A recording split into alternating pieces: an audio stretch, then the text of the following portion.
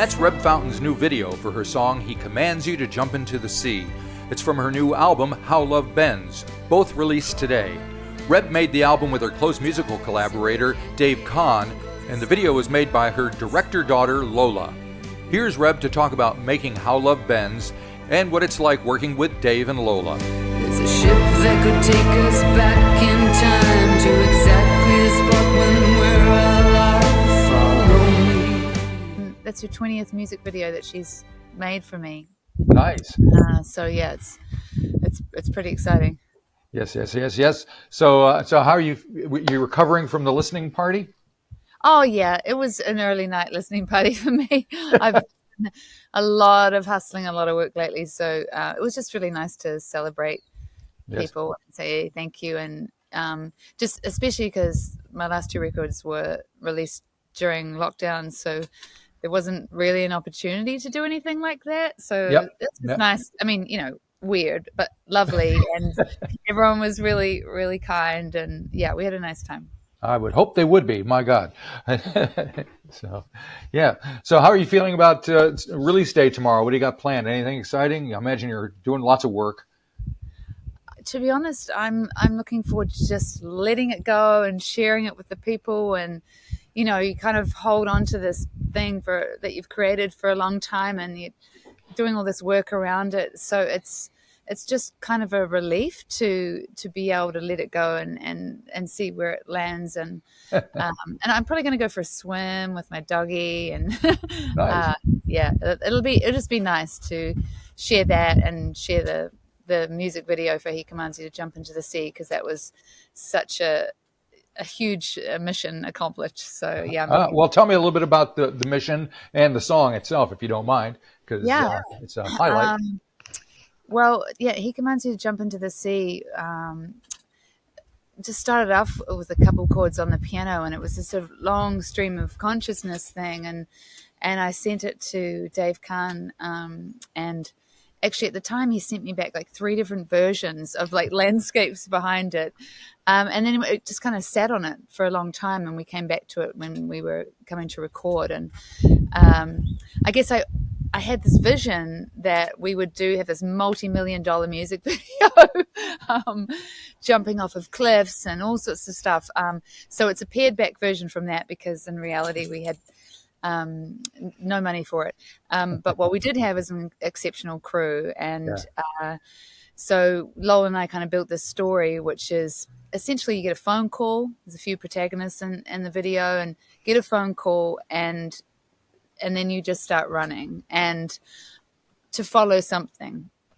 And so in this music video, there's a few of us that are following this call, and then we eventually kind of join up to find our destination, or is there one?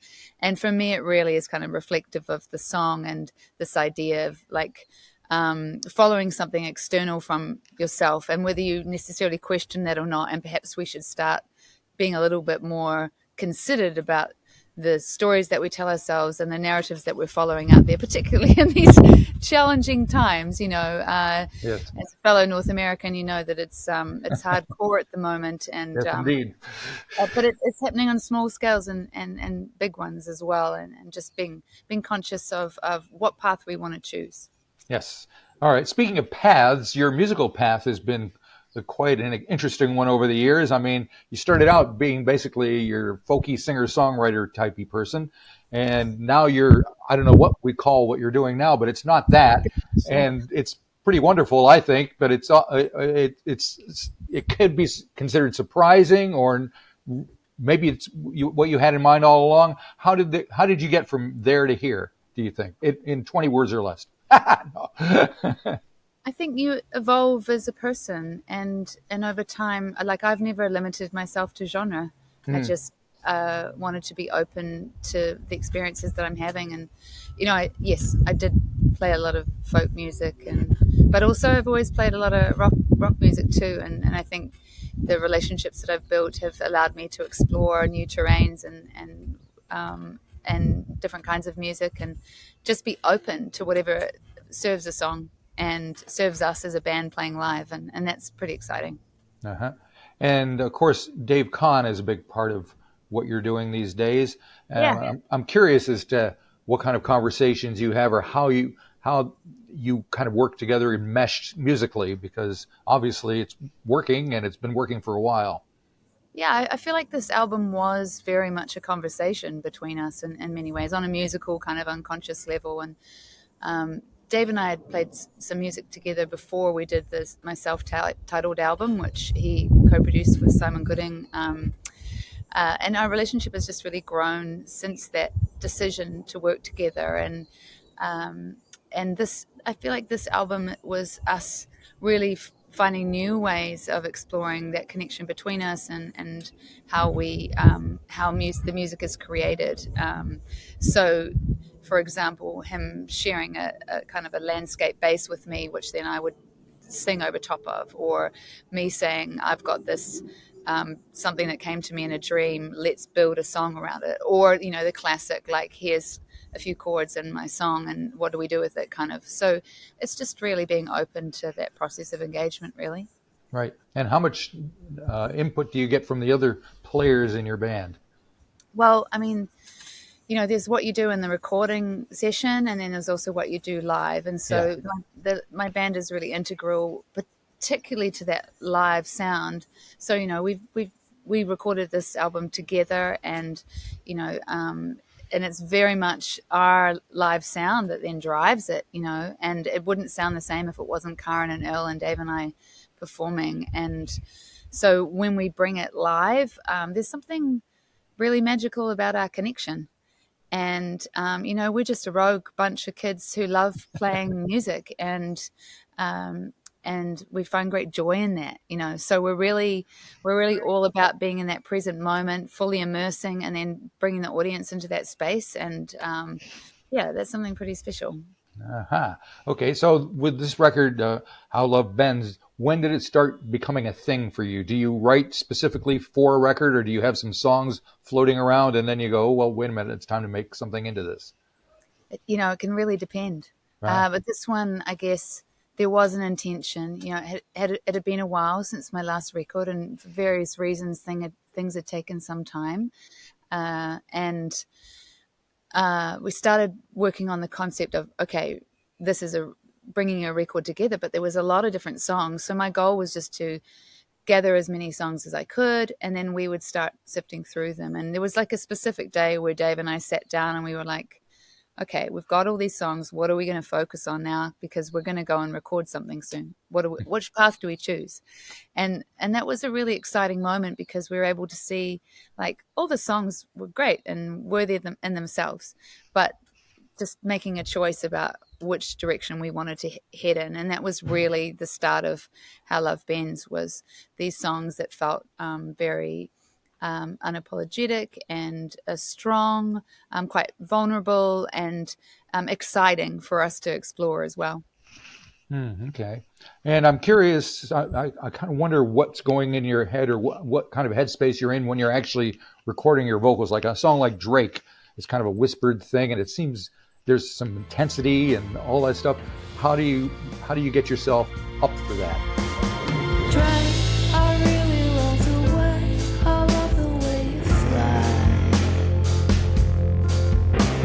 Like no one can take it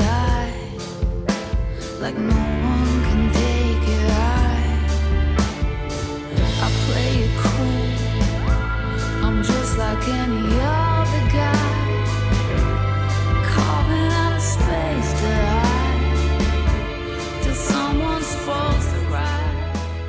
Well, I'm really fortunate to work with great people who support me to explore, and a lot of that's come from having the band that I have, Right. Because one of the things that's happened is I've been able to liberate myself from other instruments. I mean, I still play guitar, piano, but also not having to do that means I can just focus on the voice and kind of imagining that landscape, and I just kind of dance around in it. So I guess I've become quite comfortable in the studio with just playing and trying all sorts of things. And Simon Gooding, who engineered the record, is an old friend, and he really supports me in that vocal process. Like, we just pretty much, it's him and me, and we just stay in the space until we get it. Sometimes it's a few takes. Sometimes it's going over and over stuff. And often it's a journey. Like a Yeah. song like Drake, there's a lot of different aspects to it, you Yep. know. There's this quite sort of beautiful, innocent start to it, but then there's something that's a little more gritty later on. So I might have to try out different characters and voices to get what I'm wanting. And I guess it depends how fully formed a song is prior to going into recording as well. Right. Are you ever surprised how they turn out? Like it's like, how did it go from here to here? Yeah, absolutely. I think with everything, you know, probably, definitely many years ago, I was a lot more rigid in holding on to the vision of what I had in my mind when I initially wrote it. And sometimes that still happens today. Like, oh, I've got some firm, strong beliefs around something, but I think they have to go through a more rigorous test now, or at least the process of opening to exploration. And if I really want to maintain something, then I'm going to have to fight for it in a different way. And so it's always a surprise. And I think that's the cool thing about live music too. You know, we can take these songs that have been recorded and then we can do whatever the fuck we want with them. Exactly. But doing it live, is it stressful? Is it hard to do this in front of people? Because they feel very personal and very intense, like I said, and you have to be in some kind of, I'm assuming, in some kind of mindset to be able to perform these songs. How is that? Yeah, I mean, get to that. I made a choice some time ago that I was going to commit to myself 100% in that space. And, you know, yeah, of course, I'm nervous and Yeah. scared and all those things. But I'm there, and this is what I want to do. And in that space of performing live, I let myself do whatever I want.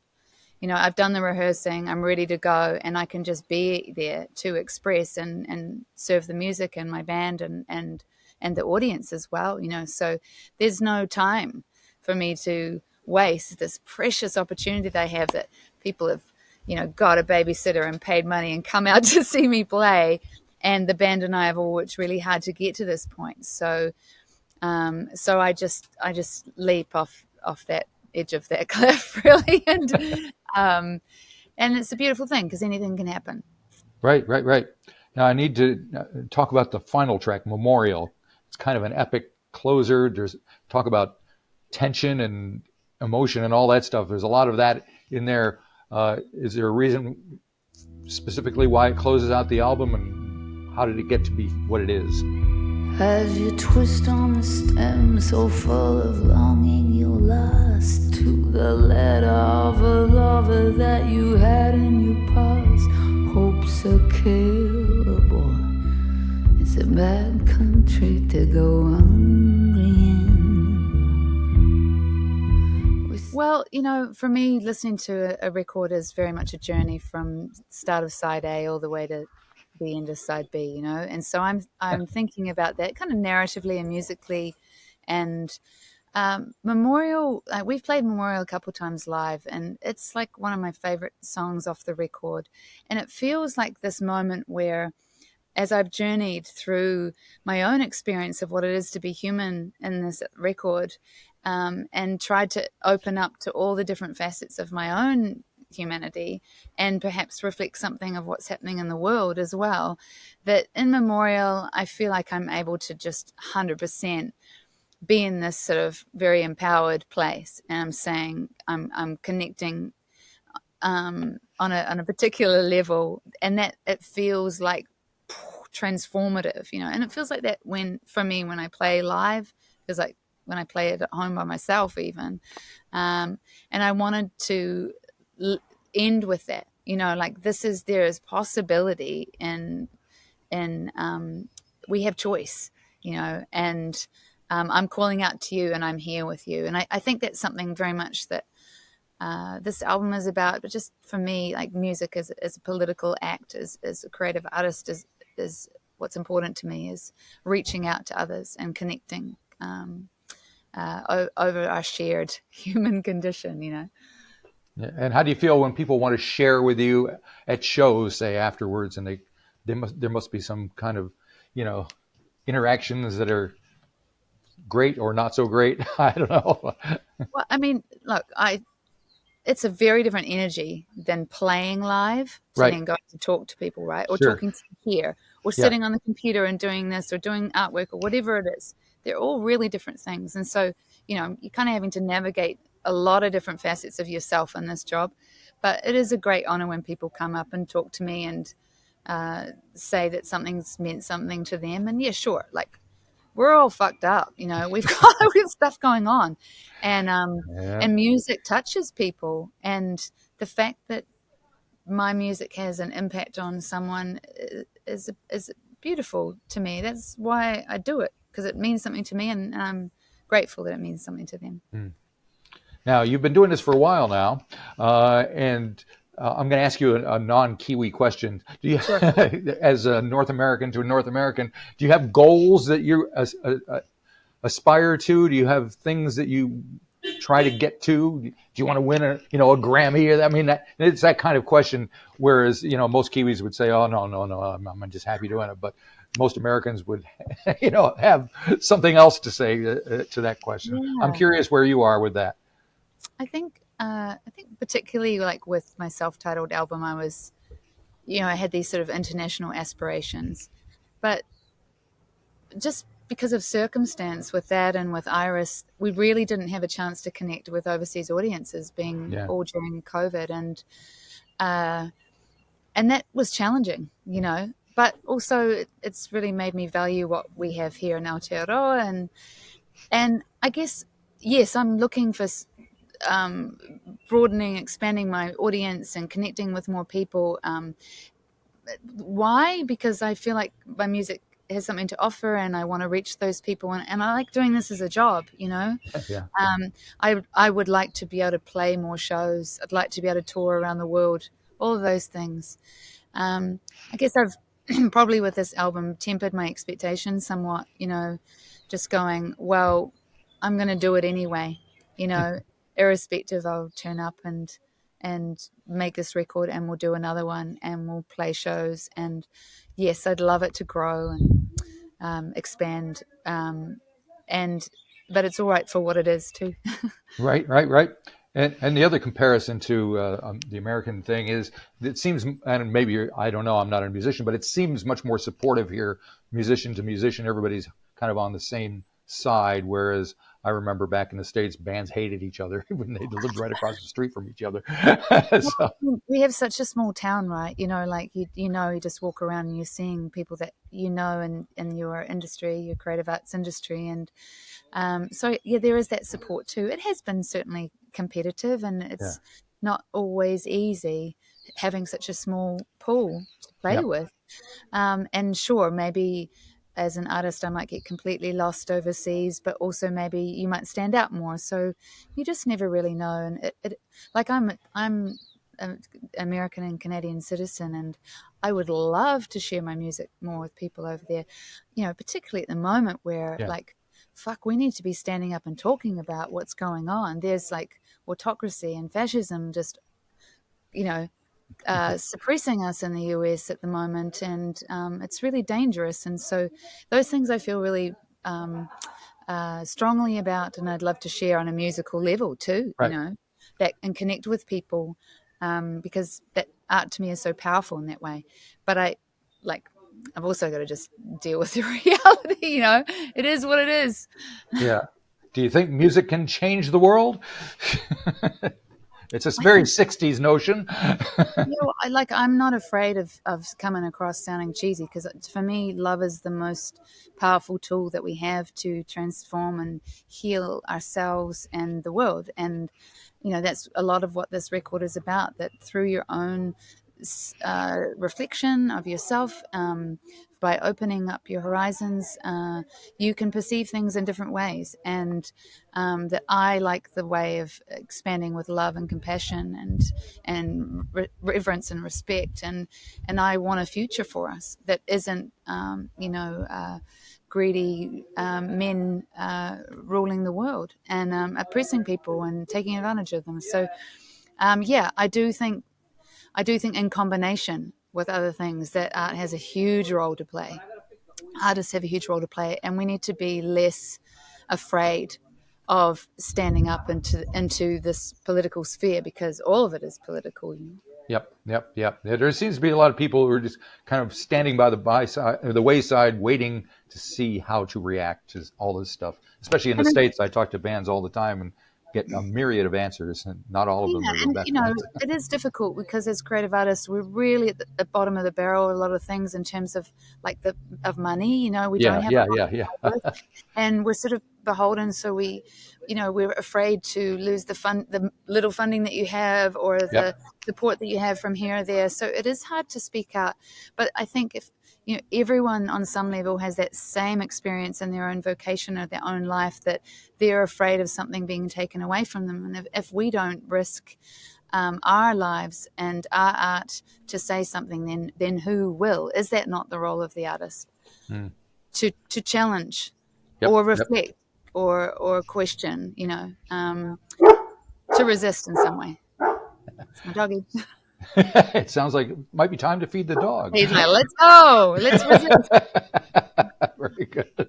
Can't argue with that. All righty. Well, I will let you go because you must be intensely busy today. And I hope you get a chance to rest tomorrow and take a dip or whatever you're going to do. And Yeah, all so that grateful stuff. for all your energy, Marty, too, and sharing, spreading the love. Yeah, thank you so much, Well, 13th floor. my pleasure.